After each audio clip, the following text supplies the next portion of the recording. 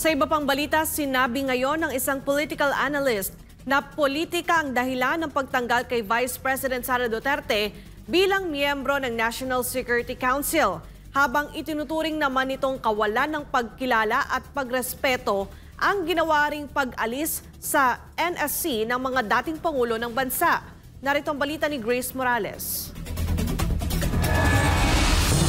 Walang ibang dahilan kundi politika. Yan ang nakikita ng isang political analyst kasunod nga ng pagtanggal ni Pangulong Bongbong Marcos Jr. kay Vice President Sara Duterte at sa mga dating pangulo ng bansa na sina Joseph Estrada, Gloria Macapagal-Arroyo at Rodrigo Duterte bilang miyembro ng National Security Council o NSC.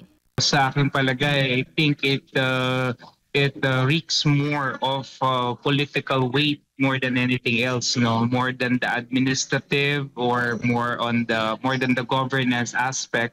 It's more on the political side, that really motivated the president to do this thing, Sinabi pa ni political analyst Professor Froilan Calilong, medyo inaasahan na niya ang mga hakbang na ito ng Pangulo. Gayunpaman, kahit nakarapatan ito ni BBM ay hindi naman daw ito naaayon dahil dapat na mas tiningnan niya ang kapakanan ng buong bayan. Malaki daw kasi sana ang maiaambag ni VP Sara lalo na yung mga dating naging pangulo ng bansa dahil sa experience nila sa politika sa kanilang mga panahon.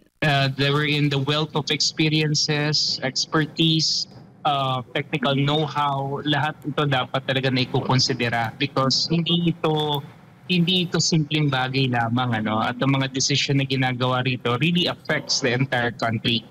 Sabi pa niya, malaking tulong din sana sila sa NSC dahil meron silang sariling intelligence mechanism at intelligence data gathering na makatutulong sa security dimensions ng bansa. Hindi lamang din daw kasi ito usapin sa seguridad, usapin din ito tungkol sa pang-ekonomiya, food security at kung paano makakamit ng bansa ang national relations. If and when, we want to really come up with a solid and structured and logical foreign policy as well as national security policies, I think we really need to look into the wealth of the expertise of these people na sad to say, because of politics and because of their political agenda, sinet aside nila. Tingin naman ito sa ginawang pag-alis sa NSC sa mga dating pangulo ng bansa. Actually, ang nawala rito ay para sa akin, hindi lang naman yung kanilang expertise and experience. Nawala rin dito yung pagkilala at respeto sa kanila bilang mga past presidents. Para sa Diyos at sa Pilipinas kong mahal, Grace Morales, SMNI News.